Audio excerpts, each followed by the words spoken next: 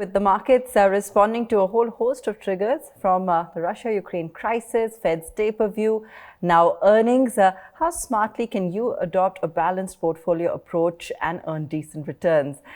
Let's take some of those questions. If you've sent them in, it will be on this number on your screen, and we will take a few every week on TV and online. We start off with our first viewer this week from Akshay in Bengaluru. He holds Bajaj Fin. Let's listen in. To keep in the core portfolio for next 8 to 10 years, which is a better growth stock, Bajaj Finance or SBI card?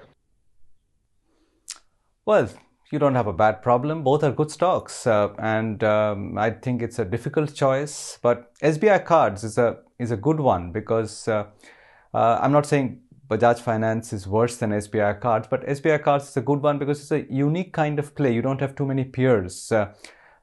Because as you would know that SBI cards is not just an SBI play, but it can issue cards on behalf of any other bank. And it has a 20% share of the credit card market in India. It is very strong on co-branded credit cards as well, and that space is growing. So I think we've gone through a phase of weakness in credit card subscriptions, and that phase is slowly coming to an end as the market opens up post-COVID, and you will see growth coming back. So SBI cards should not have a problem growing at 30% over the next couple of years. The problem and the reason probably why the stock has corrected from 1150 to 850 is that there's a bit of a hangover with this RBI discussion paper. RBI is considering whether it should be capping MDR rates, merchant discounting rates, and that is very fundamental to SBI cards profitability going forward, whether the rates will be capped or they're free to charge what they're charging now.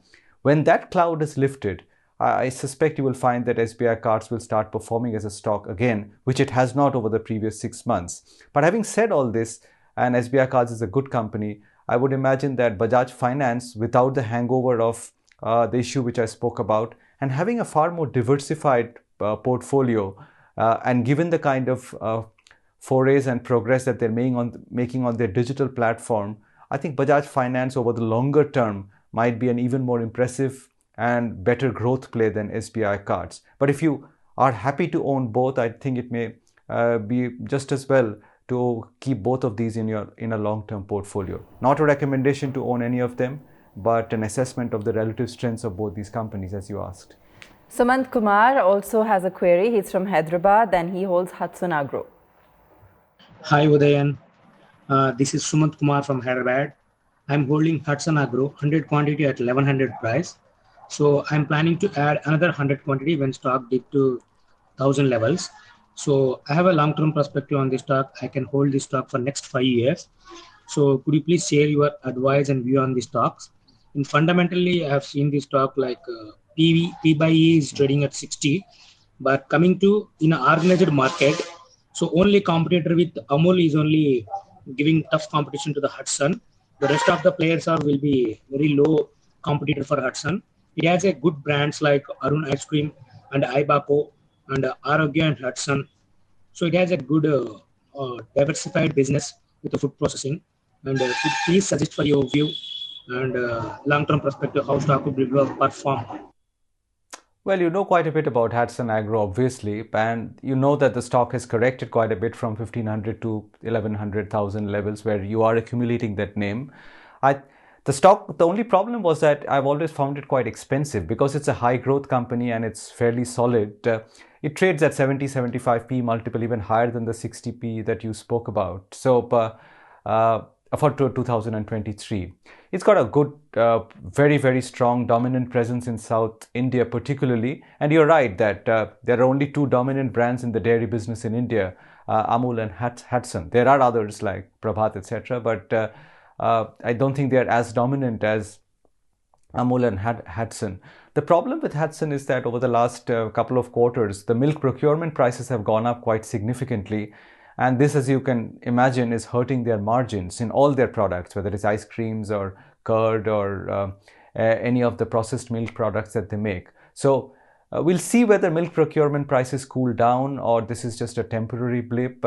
And once that cloud is gone, we may see Hudson performing again in the medium term. But it's a strong company with very strong growth dynamics, and it makes sense what you're doing, accumulating using the 25-30% correction that the stock has seen of late. All right, so then we have time for one more. Rohini has written in. She's from Mysore and has a query on Motherson Sumi. Let's listen in. Good evening. I have 100 shares of Motherson Sumi. What should I do with it? Well, as you know, Motherson Sumi is a very dominant player in the wiring harness market in the auto component space. It's a global player, very large, but the stock has been doing quite poorly of late. In fact, if I'm not mistaken, it's down some 40%, 45% from its high of 270. I think it's just following earnings, because if you saw the previous quarter earnings of Motherson Sumi, I think their EBITDA fell about 40%. The company is beset with a lot of problems at this point. One, the chip shortage, semiconductor chip shortage is hurting all auto companies, including them, quite badly, and that's a problem area. The other is that a lot of raw material commodity prices like copper have gone up, and these are materials used by Motherson Sumi, and therefore margins have come under intense pressure as well.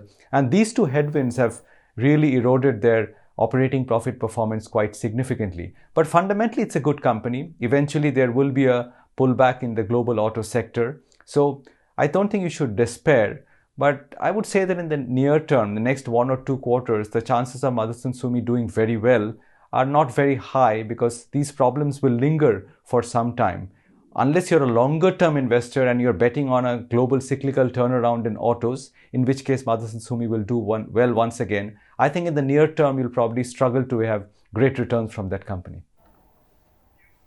And Lalit Kumar Jain of Imphal has a query on HDFC Life, and it's interesting to have all these queries come in from across the country today. Namaste Udayan ji. A big follower of you for last 20 years. Sir, I have 3000 shares of HDFC Life Insurance which I like to hold for next 8-10 years. Will I get multifold return in this company? If not, then suggest something else.